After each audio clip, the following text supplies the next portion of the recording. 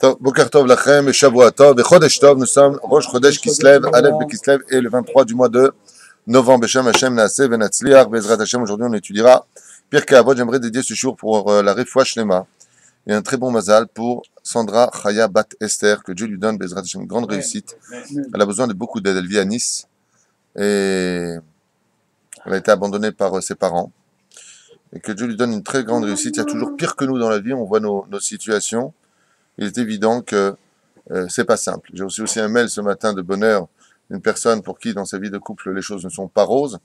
Il faut savoir que, et je le dis à voix haute une fois pour toutes, tant qu'une personne ne se remet pas en question vis-à-vis de ces lois, des lois juives, il ne peut pas dire à Dieu pourquoi tu me laisses dans cette situation. Je ne sais pas si vous comprenez ce que je suis en train de dire.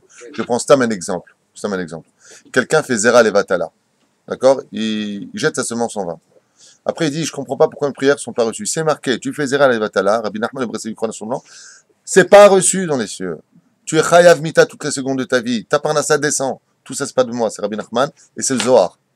La reine, Bezrat Hashem, faites une rétrospection de votre vie. Et au lieu de taper à la mauvaise porte en disant, Dieu, pourquoi tu ne m'écoutes pas, d'abord tapez à la porte de votre cœur en disant, comment puis-je trouver les éléments qui me permettront d'y arriver. Donc, enlève la télévision, enlève ton portable, enlève tes yeux quand tu sors dehors, ne regarde pas les femmes. Mets-toi dans une situation où d'abord et avant tout, comme c'est marqué chez le Rambam dans le Chodesh, d'abord, cesser la chose. Une fois que tu as cessé, tu as toute ta vie pour réparer, doucement, doucement. Mais d'abord, apprenez à être honnête avec vous-même, au lieu de toujours chercher un responsable à nos déchéances morales. Voilà, ça c'était pour le Boker Tov, aussi pour Madame Cohen qui a fait un virement par PayPal que je remercie du fond du cœur, et à qui on dédiera ce shiur, ainsi que tous les malades d'Israël. À propos du shiur de la bracha acharona de Ma'in Shalosh, à Ochel Shur Kazaït, pour faire la bracha de Ma'in Shalosh à la Mechia à la Kalkala, il faudra manger un minimum de 27 grammes de mésonotes. Attention, quand vous mangez un gâteau, de ne pas compter dans les 27 grammes pas la sauce, nous aidez-moi, la crème pâtissière ou les fruits qui s'y trouveraient, ils ne font pas partie du poids des Hamisha Miné Dagan, c'est-à-dire des 5 céréales. Absolument. Pour faire la bracha acharona, manger slice. Donc, par exemple, vous allez manger des... Wow, qu'est-ce que j'ai ce matin, moi? Même s'ils sont cuits ensemble. Non, des crackers, c'est sûr que c'est que du mésonote. Borikas, c'est le mot que je cherchais. Borikas, c'est la pomme de terre. Vous le mettez sur une balance, vous avez déjà 37 grammes, 38 grammes minimum de... Il y a la pomme de terre dedans. Donc, il faudra en manger au moins 2 pour pouvoir faire la bracha à acharona, pour être certain de ne pas faire bracha levatala. Car si vous avez mangé moins de 27 grammes, vous avez provoqué une bracha qui n'avait pas lieu d'être, bracha levatala, qui est un issour de la Torah. Comme on a un peu tardé, on avance. Rabbeinu nous enseigne ce matin, avec le sourire, qui c'est qui est mort? Alors, non, écoutez, ça fait une semaine qu'on est là-dessus. Celui qui fait ça, celui-là il meurt. Celui qui fait ça, ah ben voilà. Celui qui fait des nadarim, ses enfants ils meurent. Celui-là il meurt, tout le monde est mort. Michou Maktin, mais c'est la vérité. Vous savez quoi, on va... Ouais, je change de paragraphe. Non, parce que même moi, ça m'a fatigué. Mais un homme, exactement, mais je suis d'accord avec vous, un homme averti en vaut 2. Voilà, baït. Ah, celui qui vole une baït, il meurt. Non, c'est pas marqué, c'est juste pour vous faire rire. Baït, she'en darin boizer, milikanes betocho, ou... Ah, ça, c'est une gemara aussi, une forêt yadoua, une maison qui n'a pas été habitée depuis longtemps. On fera très attention de ne jamais rentrer dedans, car tu peux être certain qu'elle est habitée par des mauvaises choses, comme des chédim, il y a marqué directement ici. De combien de temps on parle exactement? 7 ans, bonne réponse. Mais 7 ans, c'est vrai que c'est 7 ans pour une maison abandonnée. Une maison abandonnée depuis 7 ans, les Shindalet ont le droit d'y pénétrer. Bon, il y a des signes sur les murs à savoir si c'est un esprit ou un démon. Alors, c'est pas le sujet d'aujourd'hui. Aval. Et des fois, ça peut prendre moins de temps que cela. C'est-à-dire que si les habitants étaient des gens qui jouaient un petit peu aux apprentis sorciers dans cette maison, et qu'elle est abandonnée depuis 3-4 ans, on peut trouver une situation, comme ça s'est passé aux États-Unis, où il y a une émission qui a été faite sur ces faits divers incroyables, où ben, il y a un Shindalet qui s'était installé là-bas. C'était dans quoi? C'était dans une maison de funérailles. Une maison de funérailles. Alors, qu'est-ce qui s'est passé aux États-Unis? Cette maison travaillait très très fort, et elle travaillait tellement fort que l'endroit était devenu trop petit. Ils ont acheté un endroit beaucoup plus grand, ils ont mis cette maison en vente. Bien entendu, personne ne voulait l'acheter. Et elle est restée pendant 5 ans sans propriétaire. Jusqu'au jour où des Américains ont trouvé l'occasion de combien pourrait louer cette maison. il leur donnait un prix qui était complètement aberrant par rapport à la beauté de la maison et la grandeur de la maison. Et ils l'ont acheté, bien entendu, là-bas, il s'est passé beaucoup, beaucoup d'événements. Et pourquoi? Parce qu'il y avait en bas, dans la morgue, beaucoup de choses négatives. Voilà. Une maison, d'une façon générale, garde la mémoire de ce qui s'est passé. Garde là. Mémoire de ce qui s'est passé à l'intérieur. Les murs de la maison respirent l'ambiance qui a eu lieu dans cette maison. Respire. Oui. Les murs, la Gemara nous dit que les murs d'une maison, c'est comme des gens qui nous regardent. La preuve en est, puisque quand un homme sera jugé, il y a marqué, Dieu fera venir qui en tant que témoignage? Les murs de ta maison viendront témoigner. Les murs de ta maison. Donc oui. Il faut toujours être gentil avec ces murs. Tu les laves, tu les caresses. On dit toujours les murs ont des oreilles. Les murs ont des oreilles, absolument. Chut. Voilà. Quelqu'un qui monte dans la maison, c'est grave. Non mais il a dit c'est Rosh Chodesh. Peut-être qu'on quitte les morts, on parle des vivants là. La canette, Oui. ça dépend si c'est une mort naturelle. Tov. De quoi? S'il y a quelqu'un qui monte dans la maison, Si quelqu'un est décédé dans une maison, il n'y a aucun problème d'acheter cette maison ou d'y vivre. Il faudra juste faire une Chanoukat Baït. La Chanoukat Baït pour toute maison, et ce sera la bonne nouvelle de ce matin, le karcher des maisons, et peu importe ce qu'il y a dedans, c'est Chanoukat Baït. Si vous compreniez ce que vous disiez en hébreu dans la Chanoukat Baït, vous parlez exactement de que tout ce qui est mauvais dans cette maison, on s'en aille immédiatement par le biais du Zohar. Après tu fais le Rambam, après tu fais les Mishnayot. C'est un karcher, ça fait sortir tout le monde. C'est pour ça que c'est bien à Chanoukat Baït d'ouvrir un peu les fenêtres pour que tout ce qui est à l'intérieur puisse dégager. Et c'est pour ça aussi qu'une personne qui ne comprend pas ce qui se passe, il y aurait une tension dans la maison, il peut arriver que ce soit dû à quelque chose d'extérieur. Comme, si je rentre là-dedans, on fait un sujet d'1 heure, mais qui est waouh de chez waouh. Non. On a dit c'est pire qu'Avot, j'ai pas dit Blinéder en plus, donc ce sera pire qu'Avot. Une Avera peut faire entrer, si vous voulez, quelque chose de négatif à la maison. Et c'est pour cela que Chanoukat Baït, pour une personne qui aurait des problèmes, même s'il a déjà fait, refaites-le. C'est pas interdit. Réinviter 10 personnes, on n'est pas obligé d'avoir 10 personnes pour Chanoukat Baït, même une personne peut suffire, 3 personnes, 10 c'est la Shrina qui descend, c'est mieux. D'accord? Donc, vous refaites Chanoukat Baït. Et pourquoi? Eh bien, parce que c'est un karcher pour la maison, ça enlèvera absolument tout. Donc, des fois, quand il y a des tensions dans les couples, et qu'on ne sait pas ce qui se passe, il est fort probable qu'il y ait des choses que l'on ne voit pas qui intensifient la colère chez nous. Comme c'est marqué, Ruach Shtut Nichnasbo, quelque chose d'extérieur à lui a pénétré en lui. La reine, on ne parle pas ici d'exorcisme, n'ayez pas peur, mais ce n'est pas une blague, ça aidera énormément à dégager et apporter la bracha, la Chanoukat Baït. Donc c'est pas, je l'ai fait, je le fais pas, je ne refais plus, je l'ai fait. Des fois, si on veut, allez, un coup de blanc à la maison, comme on dit un coup de peinture, refaites encore Chanoukat Baït, il n'y a pas de bracha levatala, il n'y a que de la lecture de Zohar, et comme on sait, le Zohar a la particularité de faire fuir tout ce qui est de mauvais dans une maison. Vous pouvez même le faire seul dans une maison, le mieux c'est 10 personnes, car la Shrina descend, et quand le roi des rois se présente, les sous-fifres dégagent. Donc toutes ces créatures quittent notre environnement. Le Tikkun Chatzot peut aider, non, le Tikkun Chatzot, ça ne fait pas spécialement cela, mais c'est vrai que ça aiderait effectivement énormément. Plus que tout, dans une maison, il y a un karcher qui est unique au monde, c'est la joie de vivre, la bonne humeur, je permets de le dire, le plaisir. C'est justement là où se trouvent les choses les plus banales que les gens ont du mal à dire, ouais, non, sois sérieux. Je suis sérieux. La joie de vivre dans une maison, ouais, comme on dit les Chachamim, qu'est-ce qu'il y a de mieux pour faire fuir l'obscurité? La lumière. C'est quoi la lumière? Le sourire. Il n'y a pas plus grand et plus fort au monde que cela. Puisque le Ben Ishraï dit que le but de la Torah, c'est la simcha. Donc quelqu'un qui, Baruch Hashem, rentre à la maison avant de rentrer, il se prépare à être de bonne humeur, à sourire à sa femme, Zadavra Ritov chez Baolam. La preuve en est, dès que vous allez rentrer de bonne humeur, vous allez voir votre femme. Une réflexion, je ne comprends pas, je suis rentré pourtant souriant, tu me sautes dessus. C'est pas le qui te saute dessus. Ce sont ceux qui étaient prêts à dégager par rapport à ton sourire, qui ont les boules, qui ne veulent pas sortir, alors ils vont provoquer un désarroi. Il ne faut pas rentrer dans le piège. Pas rentrer dans le piège. Tu fais un croche-patte si tu ne l'as pas fait exprès, comme ça tu t'es vengé. Shalom, sourd. Pirkei Avot. On avait commencé la première Mishnah du 4e chapitre de Maseret Avot avec Ben Zoma Omer. On avait vu qui était le Chacham, celui qui était capable d'apprendre de tout homme, celui qui est capable d'apprendre même des choses les plus ridicules de ce monde. Mikol, Milaim, Daiskal, Tiket, Botecha, Sichali. On a vu que le Gibor, vous vous rappelez, on s'est arrêté là. Qui est le Gibor, qui est l'homme fort dans ce monde? Ce n'est pas celui qui est capable de casser la tronche à l'autre parce qu'il est énervé, mais c'est justement celui qui est capable de lui casser la tronche mais qui ne le fera pas parce qu'il veut battre un ennemi beaucoup plus fort que sa colère, c'est-à-dire lui-même.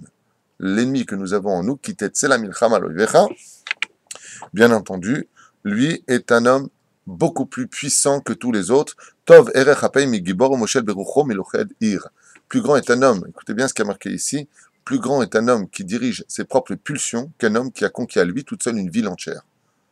Ça veut dire qu'il est beaucoup plus dur de vaincre notre Yetzer Hara que de détruire une ville entière. Ezeu Ashir. Maintenant, on avance dans cette notion de Ezeu Ashir. Araoulo leit alel beoshro. Celui qui pourrait être fier de dire, Bémet, moi je suis riche. Et là, curieusement, qu'est-ce que vous diriez, vous? Qu'est-ce qu'on appelle un riche? Ça, c'est la réponse de la Gemara. Dans Masechet Avot, on nous dit, qui est le riche? Asameach bechelko. Celui qui se contente de ce que Dieu lui a donné. Là, c'est la réponse de la Mishnah.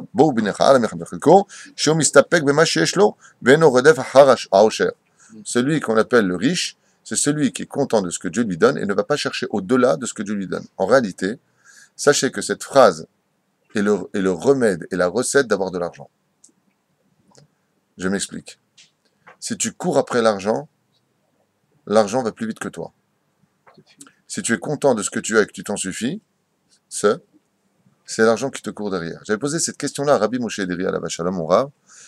Et quand j'avais fait tchouva, je lui ai dit, attends, si je vais étudier en yeshiva, il me faut de l'oseille. Mon Rabbi Moshe Ederi, comment je fais pour avoir de l'oseille? Il m'a dit, t'occupe pas de lui, il s'occupera de toi. Tu t'occupes de lui, il te fuit. Comme pour le kavod. Comme pour le kavod et comme pour le couple. Il y a quelqu'un qui va absolument sortir avec une fille, veut faire un chidour. Elle n'a pas l'air spécialement... qui fuit, il lui court derrière. Je lui dis, Baba, plus tu lui cours derrière, plus elle te fuira, parce qu'elle n'aime pas les acquis. Mais par contre, plus une femme, dans le chidour, tu m'as pas appelé, c'est bizarre, il y a un proverbe pour ça en français, non? Fuis-moi, je te suis, je sais pas qui suis qui, mais un truc comme ça. D'accord? Moi, j'ai donné une autre explication à Ezeu Ashir à sa mère Bechelko. Moi, j'ai donné une autre explication que j'ai vécue moi-même de par la vie. Alors, je le dis dès maintenant, ce n'est pas enseigné par les sages, c'est de moi. Donc, vous pouvez jeter à la poubelle puisque c'est de moi. Moi, je suis rien. Et en tout cas, certainement pas plus que vous. Donc, ce que je vais dire, vous pouvez le mettre à la poubelle. Mais l'expérience m'a montré que Ezeu Ashir, qui est celui qui est vraiment riche dans ce monde, ma formule à moi, c'est de dire, non pas pour le contredire, mais pour compléter ce qui a marqué, celui qui a l'argent le jour où il en a besoin. Je m'explique. Maintenant, tu dois payer 1000 shekels. Tu les as, t'es riche. Ezeu Ashir, l'expérience m'a montré que la richesse d'un homme, c'est celui qui peut s'acheter ce dont il a besoin pour le moment précis. C'est ça la richesse. Donc, si par exemple, j'ai fait méode. Donc, si par exemple, ça dit encore plus. Donc, si par exemple, chacun de nous faisions nos comptes, est-ce que j'ai de quoi payer ma mashkenta de la maison? Oui. Est-ce que j'ai de quoi manger? Oui. Est-ce que j'ai de quoi donner la tzedaka? Oui. Asbeme tata ashir. Asma tarotse. Il y a un proverbe français qui dit d'ailleurs, je ne sais pas si c'est français ou autre chose, mais en tout cas on le connaît en français, on ne mange pas avec 2 fourchettes. C'est-à-dire, t'as pas besoin d'avoir plus. Mais ici, la Mishnah vient nous enseigner quelque chose de très grand. C'est-à-dire qu'il appartiendrait donc à chaque juif d'être très riche, puisque ici la dimension de la richesse c'est Asameach Bechelko, celui qui est content de ce qu'il a. Donc si un pauvre, comme nos avrechim qui sont ici présents, et qui gagnent 2500 shekels par mois ici, ok, sont contents de ce que Dieu leur donne, et je peux vous dire qu'ils sont vraiment contents. Vous les connaissez, hein, j'ai pas besoin de vous faire une photo, je vais leur demander, Béhémet, ils ont un sourire, de là jusque-là, et Béhémet, vous voir sur le trottoir, toujours sa mère. Et ils dansent, ils sont contents, ils étudient la Torah, Béhit la Avout. Eh bien, j'ai posé la question au plus pauvre des avrères qu'on a ici, qui a même pas une ceinture pour tenir son pantalon, et je lui ai dit, je connais une personne très riche, il m'a dit plus riche que moi. Je lui ai dit, moi je suis vraiment heureux, moi je suis vraiment riche. À sa mère, Bechelko. Pour lui dire peut-être qu'il pourra t'aider, parce qu'il est le bar mitzvah de son fils, il a cette filine à acheter. Et pour lui, une filine, c'est, comme s'il prend une paire de filines à 2000 shekels, c'est pour manger pour 2 mois. Okay?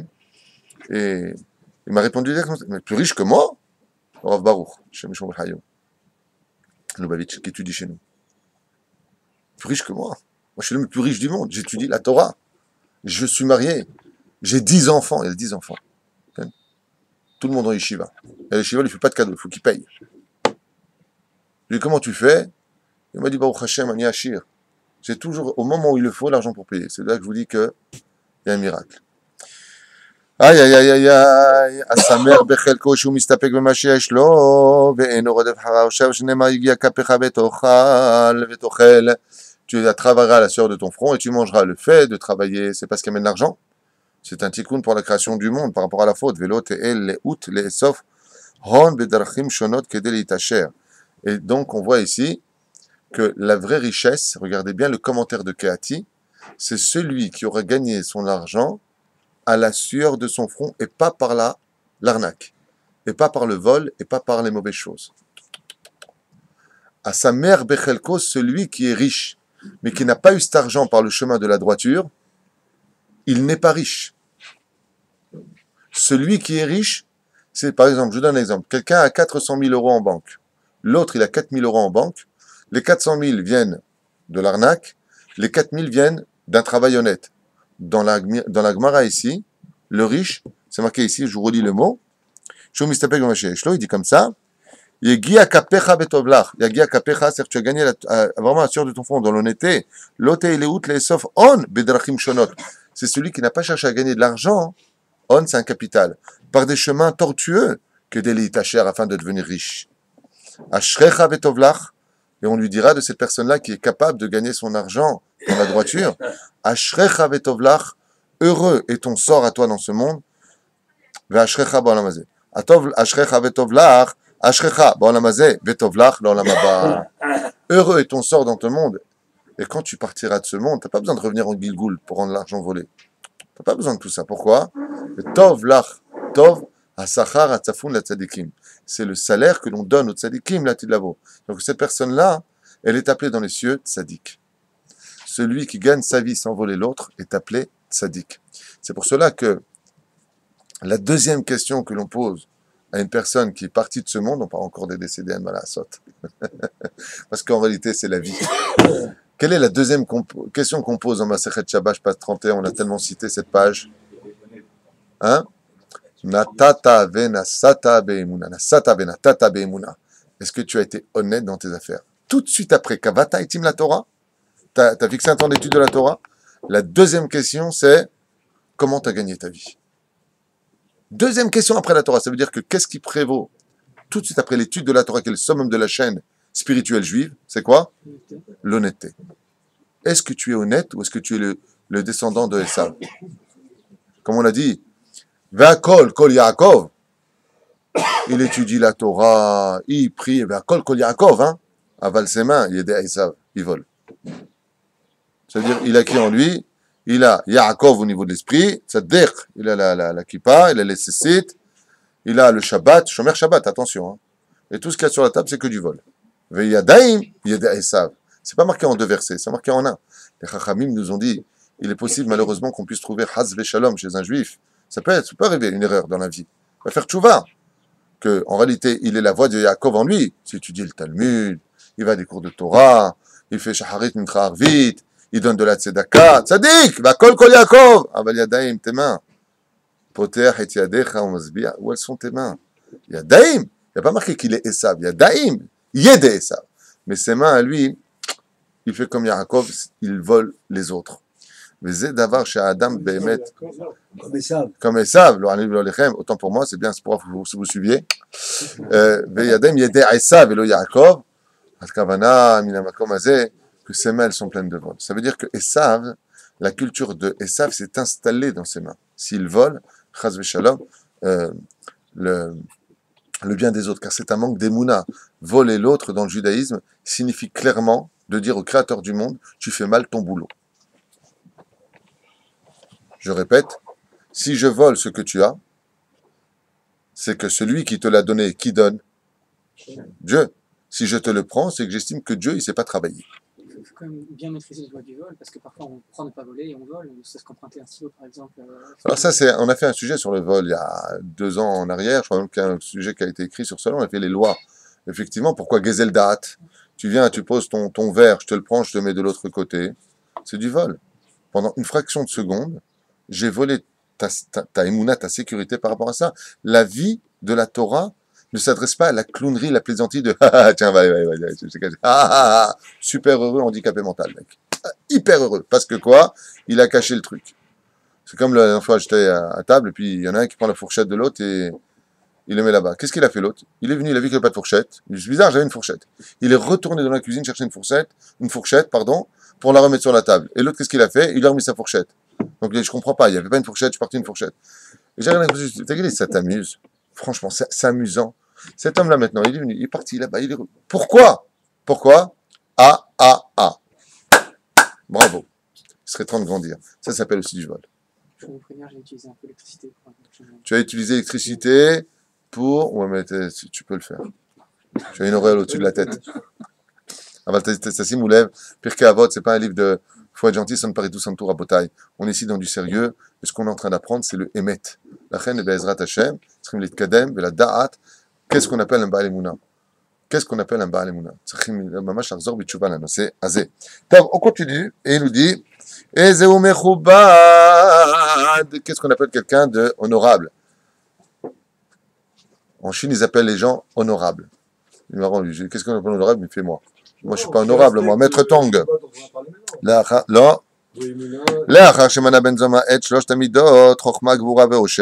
maintenant qu'on a parlé de l'intelligence, de la sagesse, de la rigueur et de l'argent, c'est-à-dire de la richesse, et c'est pour ça que maintenant, ça vient en troisième position. Celui qui est Mechubad, c'est celui qui est capable, celui qui est capable d'apprendre de tout homme, celui qui est capable de se suffire de ce que Dieu lui a donné, de travailler dans l'honnêteté, il est automatiquement Mechubad. En fin de compte, il vient de nous dire ici que la conséquence de cela, c'est d'être quelqu'un de respecté, d'honorable. Vim em abriot lo yechabdehu lifamim bavoram osif lelamed. Ma ya'asa adam kede shabriot yechabdu belev shalem ve'era'u lervodo amechabed et abriot. Et on nous dit ici, qu'est-ce qui se passerait pour une personne, qui ne serait pas respectée? C'est-à-dire celui-là, on le prend vraiment pour un clown. Personne ne le considère. La réponse est très belle et combien elle est, non pas simplement philosophique, mais psychologique. C'est que la vie est un miroir. Si on ne te respecte pas, c'est que tu ne respectes pas non plus les autres. Alors, d'autres personnes qui entendent ça en disant, c'est pas vrai, moi j'ai toujours respecté les autres, c'est ce que tu crois. Va leur demander, tu verras ce qu'ils en pensent. Zelo nachon. C'est ce qui a marqué dans Masechet Avot. Amechabed et abriot. Qui mechabed et travero et atzmo ou mechabed. Car on est en train de dire tout celui qui respecte l'autre, qui a du respect pour l'autre, qu'il sache qu'il se respecte lui-même. Chez Neymar, qui mechabedai achabed. Car celui qui me respecte, je le respecterai. Ma perouche adavar, c'est qu'en réalité, c'est dans le sens contraire. Si tu veux qu'on te respecte, respecte l'autre. Si tu veux qu'on t'aime, aime les autres. Car la vie, je vous le répète, est un miroir. Vous connaissez comment c'est marqué là-bas? Ayotse minalev, nichnas lalev. Si on ne t'aime pas, c'est qu'en réalité, tu n'aimes pas.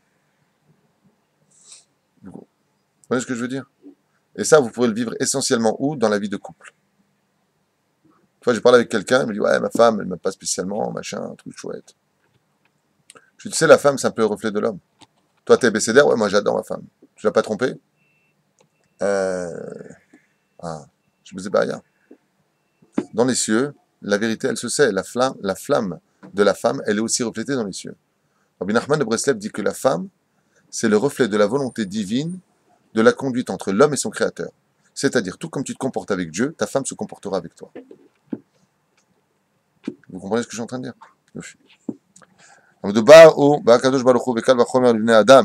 Maintenant, j'ai une question à vous poser. Une question un peu difficile. Je ne sais pas si vous serez capable de répondre. Je ne sais pas si vous serez capable de répondre. Maïrpatlanou d'être aimé des autres. Le mec, tu m'aimes pas.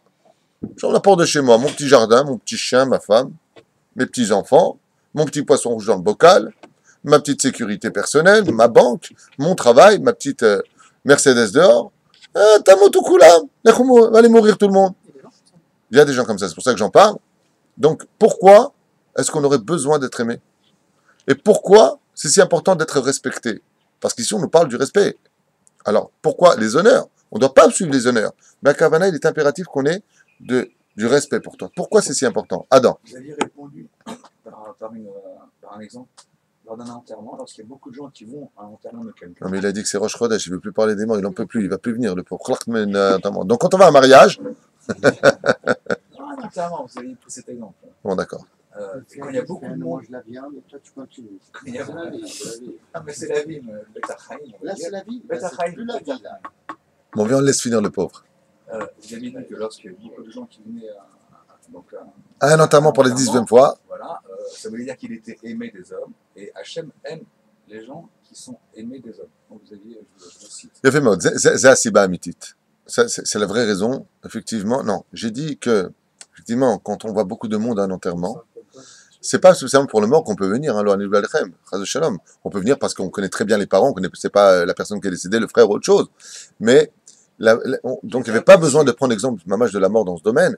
Mais effectivement, on a une Mishnah qui nous dit que celui qui est aimé des autres est automatiquement un signe qu'il est aimé de Dieu. C'est-à-dire que le reflet de l'amour divin se pose sur l'homme comme étant un siman que si tu es aimé des autres, automatiquement tu es aimé de Dieu. Alors bien entendu, de qui est-ce qu'on parle? On parle des hommes, pas des animaux. Hein. On parle pas de Michael Jackson sur la scène en train de jeter un bout de sa peau et tout le monde... Ah, on parle pas de ça. Hein. Un bout de foulard, pardon. On parle pas de ça, on parle pas du monde animal. On parle des gens qui sont mechoubadim. Celui-là, Bémet, kula moavim oto. Lama, pour y arriver, il y a plusieurs recettes à cela. Akadosh Baruch Hu dirige aussi un petit peu le cœur de l'homme. La première chose pour être aimé, le premier processus dans ce monde pour être aimé, c'est, dans tous les livres, c'est marqué, l'humilité. On aime toujours celui qui est anav. Pourquoi est-ce qu'on l'aime, celui qui est anav? Parce que dans la société dans laquelle on vit, dans l'atmosphère dans laquelle nous respirons, nous aimons particulièrement ceux à qui on peut apprendre des choses et donner à autrui. Mais quand tu es avec une personne qui sait tout, quand tu es avec une personne, tu n'as rien à lui apprendre, il y a automatiquement une espèce de rejet intérieur, voire peut-être inconscient. Donc l'humilité permet d'effacer cette proximité qui peut éloigner le cœur de l'homme à l'autre. C'est pour ça que quand on a ça en nous, quand on est humble, on attire exactement comme du miel toutes les mouches, c'est-à-dire, l'exemple n'est pas joli, mais toute l'amitié des gens peut venir sur nous. Mais quand on est rigide, quand on est orgueilleux, quand on sait tout, quand on est celui qui ne peut que donner, rien prendre des autres, alors automatiquement on est rejeté de la société, peut-être inconsciemment. Alors on va se servir, alors on va lui demander. Et qu'est-ce que deviennent en général ces gens? Des renseignements généraux. Bon, on va demander à celui qui sait. Vous avez remarqué que souvent d'ailleurs, je ne sais pas si vous avez remarqué ça, mais même dans la mythologie, en 2 mots, souvent quand on allait voir le sage est toujours très séparé de tout le monde, sur sa montagne, le mage. On va aller voir celui qui sait. Ils ne sont pas dans la société, ces gens-là. Pourquoi? Parce qu'on a besoin de donner à l'autre. On a besoin, quand vous allez voir par exemple un rave, une fois Rabbi Moshe Ederi à la Vachalom a raconté qu'une personne est venue le voir et il lui a fait un cours Rabbi Moshe Ederi sur Rabbi Akiva. 2 heures. En train de lui raconter, après avoir lu le bouquin sur Rabbi Akiva, écrit qu'il avait écrit en français, il est venu dire à Rabbi Moshe Ederi, bon, vous connaissez vous Rabbi Akiva? Rabbi Akiva. Maintenant il parle à Rabbi Moshe Ederi, hein. Il parle avec les anges, qui étudie avec le Ari Akadosh qui vient du Gan Eden, un homme qui fait des miracles, une bracha de sa part, t'es refait à vie, d'accord? Il a la aura sur le visage et il pourrait écrire des livres sur le Talmud. Il vient voir Rabbi Moshe Ederi, et il lui dit, vous connaissez vous Rabbi Akiva? Il lui a dit, j'ai entendu. 2 heures. Comment je le sais? Parce que à 4 heures l'après-midi, j'arrive à sa boutique et je vois Rabbi Moshe Ederi, comme ça, le chapeau comme ça. J'ai vu fatigué, épuisé. Je lui dis, qu'est-ce qu'elle me dit? Rien, le monsieur qui vient de sortir m'a parlé pendant 2 heures de Rabbi Akiva. Je lui dis, c'était bien? Baruch Hashem. Bon, assieds-toi, mon fils. 2 heures, il a pris la tête. Moi, j'aurais dit, moi, j'ai pas ça. Tu veux me parler de Rabbi Akiva, je vais te reprendre tout de suite. Pas du tout ce qui a marqué. Ça, c'est dans ton bouquin. Regarde ce qu'il dit à Agmara. Nedarim, 52 tas. Moi, j'ai pas la patience. Une fois, ma femme, elle fait un Dvar Torah, la pauvre, que Dieu la bénisse. Elle et son mari. Des fois, ma femme fait un Dvar Torah, et j'arrive pas ce Shabbat, j'ai fait ça. Je me suis contrôlé. Hein. Elle m'a raconté une très belle histoire de Torah, que Dieu la bénisse, et j'ai fait semblant de pas savoir. Et à la fin, Nejem, je suis côté musicien ressorti, je la connaissais. Mais Nejem, je peux pas. Je lui ai dit, je la connaissais, mais j'ai laissé finir. Elle m'a dit, il fallait que tu le dises. Je dis, écoute, je sais comment laisser finir. Mais Nejem, je te connais, pourquoi tu me le racontes? Hein? C'est tout ça. Vous faites tout, t'es tout tunisien? Faites tout ça. Moi, je me rappelle que Rabbi Moshe Ederi, quand on avait à peine fait Teshuvah, on ne savait rien, on ne savait même pas dire le français, on était vraiment à l'est d'Éden. Enfin, moi je parle de moi, hein, mes frères sont beaucoup plus érudits que moi et beaucoup plus sages que moi, en plus cultivés. Mais moi, je savais à peine lire le français, j'ai à peine été à l'école dans ma vie, donc, quand je m'asseyais à côté de Rabbi Moshe Ederi, je voulais absolument lui expliquer comment le Nachash, il avait fait fauter Ève. Et comment il était lui? Ah bon? Ouh, pshh, tzaddik. Prends un yeshiva, je dis, Ya Rabbi, ce que je fais subir. Ya Rabbi, ce que je fais subir. Mais c'est vrai que je l'aimais. Et cet hameçon qui nous a permis de pouvoir s'approcher au point d'avoir un amour vraiment intense l'un pour l'autre, enfin, mon frère encore plus, bien sûr, hein, je ne tiens pas à prendre la place de ceux qui étaient encore plus proches de lui. Mais ce que je veux dire par là, c'est que le fait d'être capable d'écouter l'autre, alors qu'on a les réponses, le fait d'être capable de pouvoir lui dire, tu sais, arrête, j'ai déjà compris, comme souvent dans les rendez-vous, on vient à peine me parler du problème, je l'arrête et je lui dis quel est son problème. Je trouve que c'est très fort.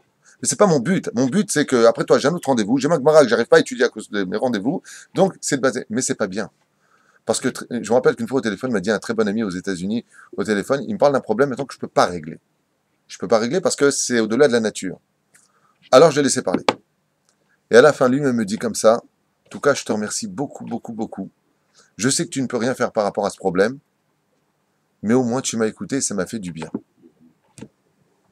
C'est vrai que la date, comme vos femmes, des fois, elles viennent vous parler d'un problème. Ça va, on a déjà parlé, tu m'as saoulé. Non, laisse-la, sois sage. Prends un joint comme ça, j'écoute. Prends ton temps, j'ai tout le temps. Non, assure le joint. C'est une image. Ça se voit que t'es nouveau ici, toi. Ma femme, elle m'aurait dit, tu vois, David, fais attention, hein, tu dis le joint, ils vont prendre des joints, les gens.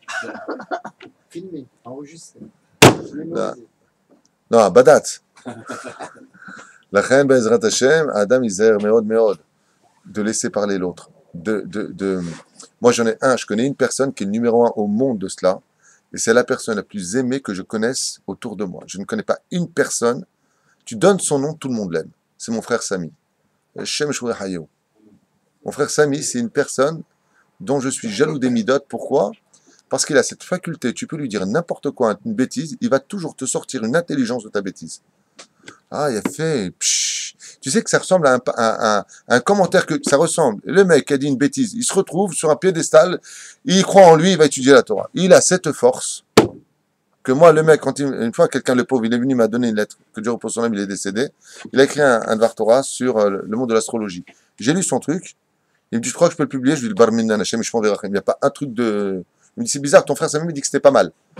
Ouais, mais moi, je peux pas, je lui dis, c'est naze. C'est pas sous naze. Je peux pas, je vais t'aider. Viens, je te corrige un petit peu parce que c'est Zélotov, je lui dis. Oui, mais la différence qu'à je vous dire, je peux vous répondre? Pourquoi il est venu me voir d'après vous? Parce qu'il savait qu'en enlevant mon frère Sami, ça irait dans le sens du poil. Donc, comme il voulait le publier maintenant sur Internet, il est venu me voir et il m'a dit ouvertement, toi, je t'aime pour ton honnêteté. Ani lo yachol. Ma shekatafta, zelo nachon. Je veux dire, c'est nachon. Alors, si maintenant il le met sur Internet et qu'on lui dit, mais c'est pas comme ça, ben le Rav Tutu il a dit oui, non, je suis pas d'accord. Des fois, il faut deux, comme je dis souvent. Il y a des gens qui feront tchouva avec des coups de martinet, les Lituaniens, Geina, machin. Il y en a d'autres qui vont faire tchouva avec, t'es un tzaddik, c'est bon. Il en faut des deux. Moi, je suis un peu au milieu de tout ça. Moi, je suis dans le sens du poil et en même temps, je t'arrache les poils. Je vais là. Hein. Mon but, c'est de faire évoluer les gens. Hein? Tout avec amour. Non, jamais. Non, non. Je demande toujours pardon aux gens si je leur fais du mal. Mais de l'autre côté, tu sais, je vais te dire une chose. Le mec, je ne sais pas comment vous allez comprendre ce que je veux dire, mais j'espère que ça va passer. D'accord? Il faut toujours voir le bon côté des choses. D'accord? Imagine que maintenant, toi, tu as un furoncle qui te fait super mal. La main, tu peux la mettre. Pas toi, une personne, tu as raison. Une personne est un furoncle. Il va chez le médecin, c'est un Breslev, le mec. Il dit, écoutez, j'ai extrêmement mal ici. Et qu'est-ce qu'il lui dit? Enfin bon, vous avez 0,01% du corps qui fait mal. Vous allez pas nous prendre un œuf. Vous avez tellement de bonnes raisons d'être heureux. Regardez, tout votre corps va bien. Vous avez mal au cœur? Non. Au foie? Non. Au rein? Non. Et il leur accompagne à la porte, et partez. Il faut être content de ce qu'on a. Vous voyez tout le temps le mal. Maintenant, le mec qui parle avec son furoncle. Mal placé. Alors, quand tu veux être un médecin de la vie, tu soignes le problème, tu dis effectivement il y a un furoncle, monsieur, il faut mieux vous laver. Parce que le furoncle, ça vient de la saleté et d'autres éléments. D'accord? Il y a aussi ce travail qui doit être fait. Et à côté, montrer le positif du monde dans lequel on vit. D'accord? C'est comme ces rabbinim qui ne cherchent qu'à montrer que le bien de ce qui se passe en Eretz Israël, qui commencent un petit peu à me taper sur le système nerveux. Ça commence à me taper sur le système nerveux de toujours venir faire des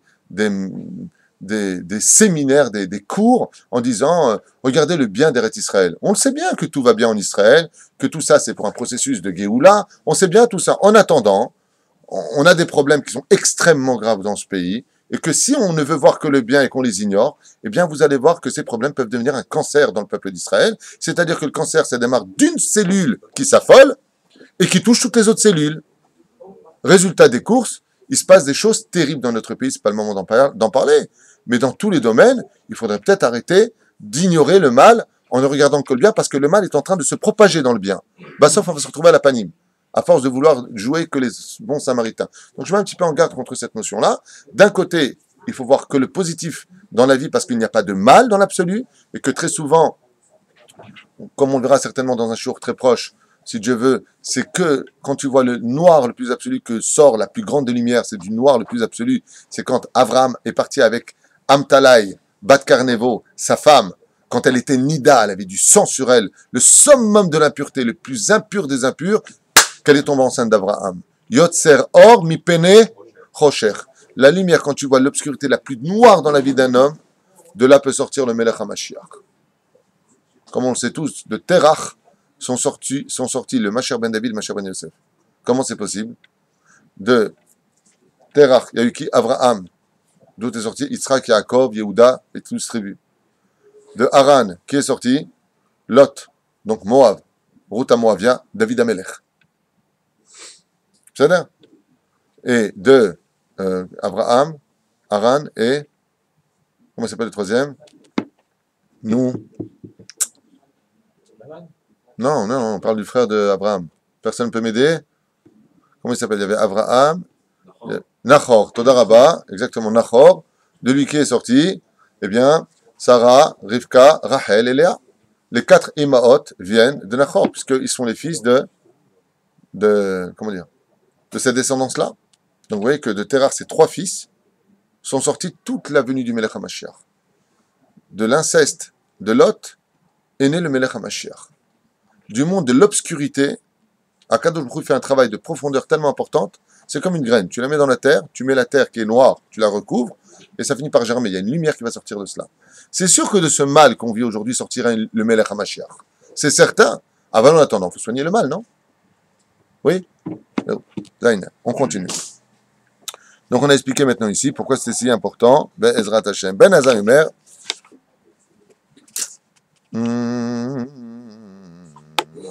Qui יכבד ובוזה יקלו. Ben Azai Omer, Everatz mitzvah kala kebachmoura, court toujours après une mitzvah légère à tes yeux, comme si qu'elle était difficile. Je m'explique, je me suis mal expliqué. Cours après une mitzvah légère, comme si tu courais après une mitzvah très dure. La mitzvah très dure, c'est le respect des parents, par exemple. Ouais. Cours après une mitzvah qui paraîtrait légère à tes yeux. Pourquoi tout cela? Parce que tu ne connais pas d'abord le salaire de la mitzvah, et c'est souvent dans les petits détails que se trouvent les plus grands sentiments. Tu savez, des fois, vous apportez un diamant à votre femme, et puis, alors qu'un mot aurait suffi, quoi. Un truc léger pourrait suffire à soigner le problème. Au borach mina avera, et fuis toute ta vie la avera, chez mitzvah, goreret mitzvah, va avera, goreret avera, Uschar mitzvah mitzvah, uschar avera avera. Alors là, par contre, on va le traduire tout de suite, car la mitzvah engendre la mitzvah, l'avera, le péché engendre le péché. Le salaire d'une mitzvah, c'est la mitzvah, et le salaire d'un péché, c'est le péché lui-même. Bon, on irait beyachad. Evera, c'est mitzvah kala, afilu mitzvah, shei nir'et kala beinecha, même une mitzvah qui paraîtrait très légère à tes yeux, comme par exemple, embrasser une mezouza. C'est léger, on n'est pas obligé, alpidine, d'embrasser une mezouza, il suffit de la regarder. On le fait mishum chibouv mitzvah, c'est-à-dire amour de la mitzvah, on va poser la main dessus. Ouais. Et là, ici, la Mishnah nous met en garde en disant, fais très attention, car tu ne sais pas exactement dans quel piège tu te trouves dans ce monde, sur quoi Dieu repose ses yeux, et très souvent, ce sont dans les choses les plus légères que se trouvent les poids les plus importants de ta destinée. Ça veut dire que des fois, les gens, ils ne savent pas qu'ils sont venus pour une mitzvah qui était très simple. Mais ils se sont forcés de faire une mitzvah les plus difficiles. Tu as le Yodéa. On te demande d'avoir la même joie dans les mitzvot les plus légères comme dans les mitzvot les plus difficiles. Il faut exactement que tu comprennes cela. Je donne un exemple concret. Une femme, que Dieu la bénisse, dans son domaine à elle, va se faire jolie parce que son mari arrive. Le mari lui revient de l'étude. L'étude rend pur l'homme. On a vu que l'ablution des Kohanim se faisait par le kior, l'évier des miroirs des femmes. Et le miroir des femmes, il servait à quoi? À se maquiller. De là, les Chachamim nous ont dit quand une femme se fait belle pour son mari, elle n'est pas moins qu'un homme qui est parti étudier la Torah. Pourtant, il n'y a pas de rapport. Un petit peu de blush, je ne sais pas comment on appelle ça, ou bluff, parce que quand elle se maquille, c'était du bluff. Ouais. Non, c'est des fois tu dis ah, Vini il est ah. C'est choquant. Top, Keva Hamura, qu'est-ce que tu as Adam? Yesh nesraot shen gorsim tevat zo au boreach mina avera. C'est-à-dire que quand tu viens faire une mitzvah kala, une mitzvah légère, sois conscient que tu dois avoir la même intensité que comme si c'était une grande mitzvah à tes yeux. Donc mitzvah tassé de oraita ou mitzvah de rabanan, de le faire dans la même ambiance. Et il te dit ici, surtout, boreach mina avera afilu avera sheinir et kala beinecha. Et de la même façon, même une avera qui paraîtrait légère à tes yeux, tu dois la fuir absolument pareil. Alors là, par contre, je suis obligé de faire une halte et d'approfondir le sujet. Ça vous intéresse? Oui. Ouais, on va faire ensemble. Les chitzonim, qu'on appelle les chitzonim, ce sont des créatures du monde de l'extérieur. Des créatures que vous ne voyez pas. On va appeler ça des petits démons sympathiques pour nous donner un repère, les démons. Ils se nourrissent de quoi, eux? C'est quoi leur nourriture? Non. Ils ont besoin des avérotes, mais ils ne se nourrissent pas du tout des avérotes. Ils ne se nourrissent pas de l'impureté. Ils se nourrissent de la peur, effectivement, disons que ça les attire comme un aimant. De quoi se nourrissent les démons, vous savez? C'est exactement ce qui est marqué ici, mais il faut décortiquer un peu la Mishnah, c'est le but. On n'a pas de temps, je vous le dis dès maintenant. La nourriture des démons, c'est les mitzvot que nous faisons. Ils veulent nos mitzvot. Parce que du monde dans lequel ils sont, le monde de la saleté et de l'impureté, leur nourriture à eux, c'est les mitzvot. Maintenant, nous, nos mitzvot à nous, sont à nous. C'est-à-dire que, bemitzvot avetiva nous, c'est à nous que tu nous as donné ces mitzvot. Ce qui fait que quand tu as une mitzvah à ton insu, elle se trouve donc dans ta propriété. Tu possèdes maintenant un sucre magnifique. On va donner cet exemple de sucre. D'accord? Qui maintenant est intéressé à tourner autour de toi? Tous les démons de la terre. Quand tu fais des mitzvot, tu te retrouves dans une atmosphère où tous les yeux sont sur toi. Maintenant, eux, ils veulent te prendre cette mitzvah-là. Et ils ne peuvent pas te la prendre. Pourquoi? Parce qu'un mitzvah megenet ala adam. Le Zohar HaKadosh nous dit, la mitzvah protège l'homme. Mais si tu leur ouvres la porte, alors est-ce qu'ils ont le droit de venir prendre ce sucre? Oui. Oui. Quand tu fais une mitzvah kala keva hamura, et il te dit maintenant, et surtout ne fais pas la avera. Pourquoi? Parce que dans le Zohar, on nous dit, fais attention. Quand tu viens, tu fais une mitzvah, par exemple, tu as fait de la tzedaka, et tout de suite après, tu fais du lashon hara, tu viens d'ouvrir la porte. Qui a le droit de venir prendre ta mitzvah de la tzedaka? Les shindalet. Les démons, les chitzonim, on va appeler ça les chitzonim, vous avez compris, possèdent maintenant une entrée, tu leur as donné une ouverture, et ils viennent maintenant de rentrer chez toi, et ils prennent le caddie, et font le supermarché de toutes tes mitzvot. Et ils s'en vont de toi, et ils prennent tes mitzvot. Dans le pshat, c'est marqué comme ça, une avera peut effacer beaucoup de mitzvot. Comment c'est possible? Exactement comme je viens de vous l'expliquer maintenant. C'est pour cela que maintenant vous allez comprendre quelque chose de très important. Pourquoi est-ce que Akadosh Baruch Hu, on a dit quoi? Quand tu fais une mitzvah, qui c'est qui vient le plus autour de toi? On va appeler ça des chiens. D'accord? Les chiens, ils veulent leur morceau de viande. Chaque fois que tu fais une mitzvah, tu as un morceau de viande. On est d'accord? Maintenant, les chiens, ils vont après qui? Celui qui a de la viande sur lui ou celui qui a rien sur lui? Celui qui a de la viande sur lui. Donc celui qui a des mitzvot, tu as toujours les chiens qui sont autour. C'est clair jusque-là comme exemple? Très bien. Vous venez de comprendre pourquoi chaque fois que le Mashiach va venir, ça rentre par l'impureté. Là où il n'y a pas de mitzvot. Pourquoi est-ce que Terach, il a pris sa femme quand elle était nida? Il y a marqué dans le Zohar HaKadosh, les chitzonim, Ils ont laissé complètement tomber Terach. En plus, elle est en train d'ovuler, maintenant en plus, alors qu'elle est Nida. Ça veut dire que l'enfant qui va naître, il vient du sang qu'on appelle Avi Avot Atum'a. C'est sûr et certain. C'est pour ça que Rivka, dans la paracha de Toldot, qu'est-ce qu'elle fait? Elle envoie Yaakov où? Dans la maison de Lavan. Va dans la maison de Lavan. Et pourquoi va dans la maison de Lavan? Parce que là-bas, il n'y a pas de viande, il n'y a pas de mitzvot à faire. Chez lui, c'est impossible. Si tu arrives à vivre tes mitzvot à l'intérieur, tu pourras faire naître les 12 tribus. Par contre, si les Chitzonim te voient, ils vont tout faire pour t'empêcher de le faire. Donc vous avez compris pourquoi qu'à chaque fois qu'on a une catastrophe, il y a toujours un miracle qui renaît de ça. Des fois, Dieu nous fait rentrer dans l'obscurité la plus noire de l'histoire, parce que tout est dirigé par lui à un degré très très élevé de l'étude. Très très très élevé. C'est dangereux d'en parler, mais très élevé. Tout vient de Dieu dans l'absolu, y compris le noir. Donc, cette obscurité, pourquoi Dieu nous envoie dans des situations où tout est noir d'un coup? Pour que les Chitzonim te laissent tranquille. Pour que les forces du mal ne s'intéressent pas à toi. Comme on a fait, comme le Zohar dit pour Lot. Pourquoi Abraham il l'a laissé aller à Lot? Et bien là-bas, c'est sûr que les Chitzonim ne te verront pas. Ah ben, lui, il a plus de sucre. Où est-ce qu'il part? Dans le pays des Averot. Donc il a plus de viande. Les chiens, en d'autres termes, les Chitzonim, ne vont pas s'intéresser à lui. En plus, c'est avec ses deux filles. Alors là, en plus, il sourd même pour les Goïm. De l'inceste est un issour aussi pour les 7 lois noachides. Ils n'ont pas le droit de le faire. Les Chitzonim ne sont pas du tout occupés de lui. Qui est né? Moab. Et de Moab, Ruth. Et de Ruth, Mel, David Amelech Alav Shalom. Il faut des fois rentrer dans le summum. Pas nous, on ne doit pas rentrer, mais l'histoire nous fait rentrer dans le summum de la Havera. Pays homosexuel, pays de ceci, pays de cela, Haz Shalom. Comme on peut le voir, on rentre dans l'obscurité la plus noire de l'histoire. Vous savez pourquoi? Vous savez pourquoi? Parce qu'il y a trop de chiens apparemment. Il y a trop de Chitzonim qui s'occupent de nous. Alors qu'est-ce qu'il fait Hachem? Il nous enlève tous les morceaux de viande. Soi-disant, on est un pays qu'on peut critiquer, qu'on peut dire du mal. Pourquoi? Parce que maintenant vient le Melech HaMashiach. Quand est-ce qu'est venu le Melech HaMashiach? Dans la Makat Rocher. Makat Bechorot l'a engendré. Et là, c'était la Géoula.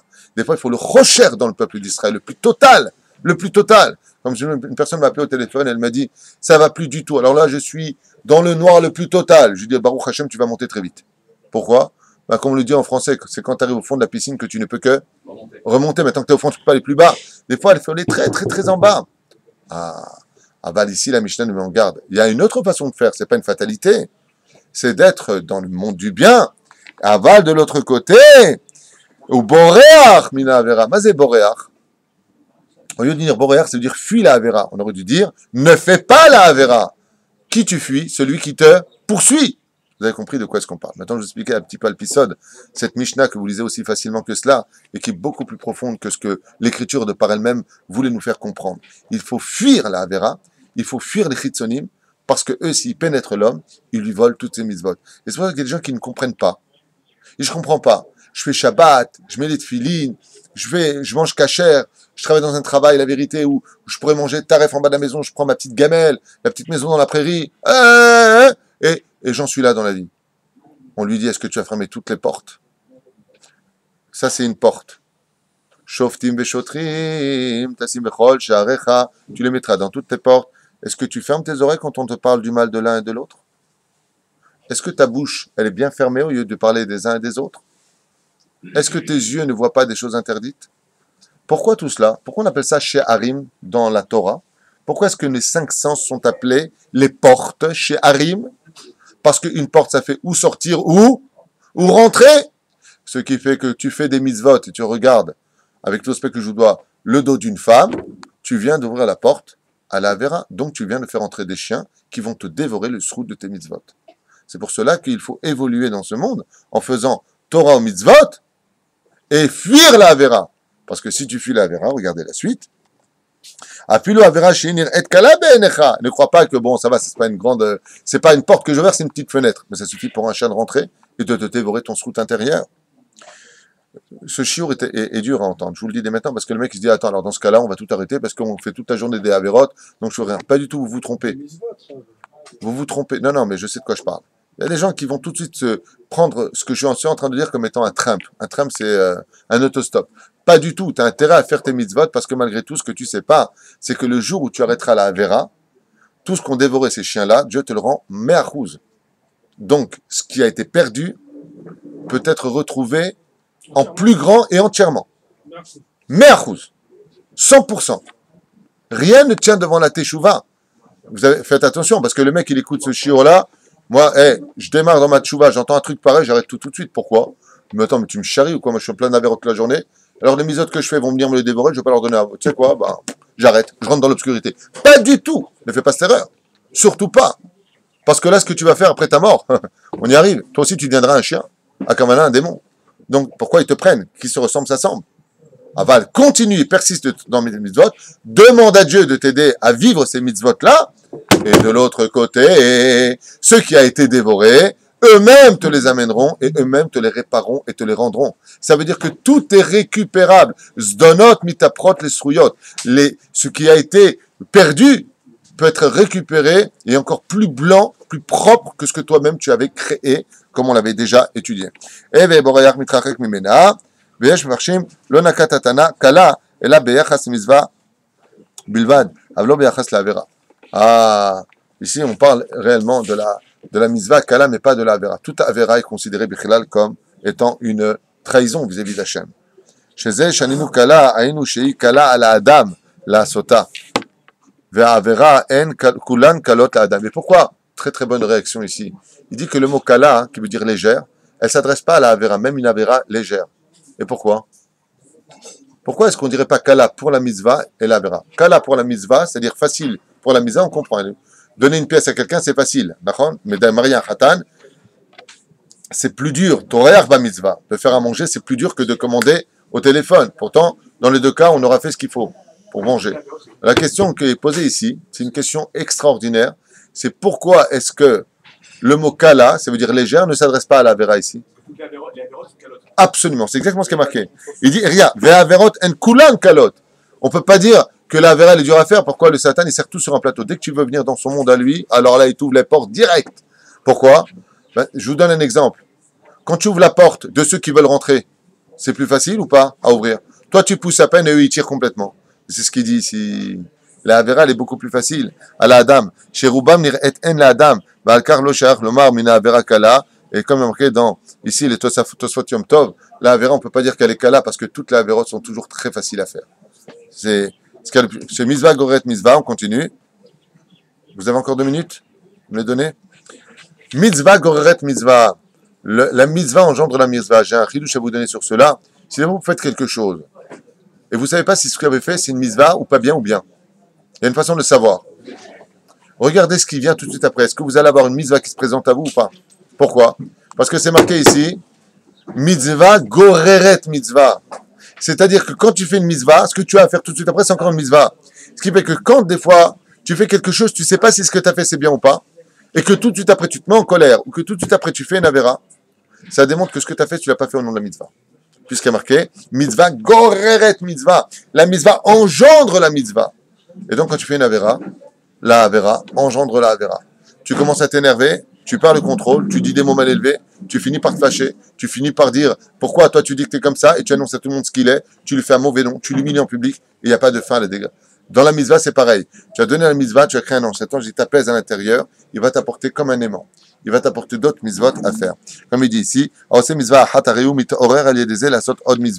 tu veux faire les mitzvot de la Torah, n'attends pas de comprendre. La mitzvah elle-même te donnera l'envie de faire la mitzvah. J'ai posé la question hier à quelqu'un qui vient de mettre Rabbeinu Tam depuis 3 semaines, et je lui dis, moi en fait, tu kiffes Rabbeinu Tam? Il m'a dit au début, pas du tout, maintenant grave. C'est exactement ce qui a marqué. La mitzvah, goreret mitzvah, à Kavana, elle va te donner envie de faire encore une mitzvah. Bah, avera, goreret avera. Comme dit le Messilat Yesharim, au début, tu fais une avera, tu as les boules. Tu refais une avera, tu as une boule. D'accord? Tu refais la 3e avera, tu dis, ouais, c'est normal. La 4e, tu justifies. La 5e, tu es heureux. Avera, goreret, avera, verose avera, hat, areu, nimshach, are, averot, acherot, car maintenant c'est s'installer en lui une espèce de mare qui va attirer d'autres étangs. Shekar dakosh aliayet serara, ayom, mon merlot. Fais comme ça, et demain tu fais comme ça, jusqu'à ce qu'il tombe complètement à l'intérieur de tout cela. Uschar mitzvah, mitzvah. Et quel est le salaire d'une mitzvah? La mitzvah elle-même. C'est-à-dire que la plus grande malédiction qui puisse arriver à un juif, c'est la plus grande malédiction de toutes, qui est plus grave que la avera. C'est que la mitzvah ne lui soit plus donné de faire. C'est le mec qui vient pour aider quelqu'un, le non, c'est pour moi, je veux faire. Bon, là, je peux te prendre le khatan dans la voiture? Non, j'ai déjà pris un chauffeur. Il n'y a pas plus grave au monde que ça. Schar mitzvah, le salaire de la mitzvah, c'est la mitzvah.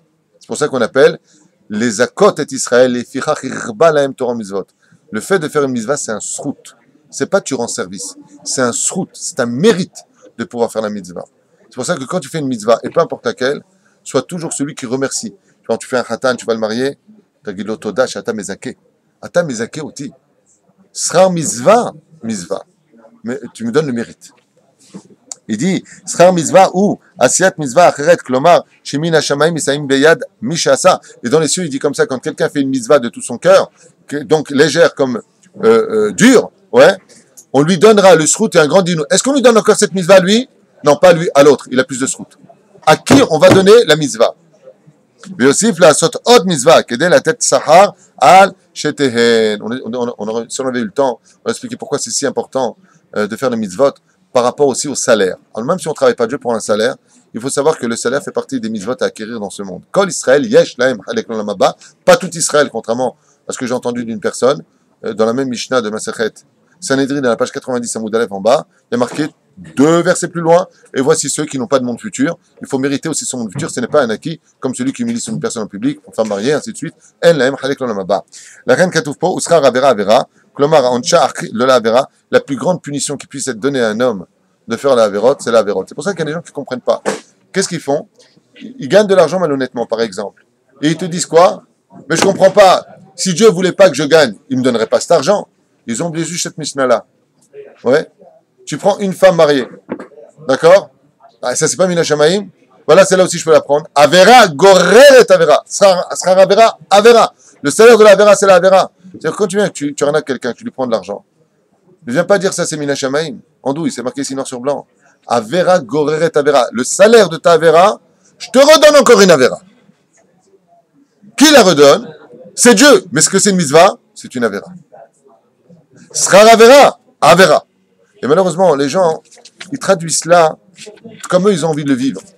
Si Dieu, il me donne, mais Dieu, il te donne ce que tu as recherché. Si tu as cherché la mitzvah, qu'est-ce qu'il te donne Hachem? La mitzvah. Et si tu as recherché la Avera, il te rajoute de la Avera. Dieu emmène l'homme là où il veut aller. Ainsi donc, l'homme aura compris que le plus beau salaire de ce monde, c'est l'accomplissement des mitzvot. Et n'oubliez pas ce que je viens de vous dire. Surtout quand tu fais une mitzvah, remercie la personne avant qu'elle te remercie. Parce qu'en réalité, ce srout qui te donne maintenant de faire la mitzvah, c'est quelque chose qui a fait une guerre dans les cieux.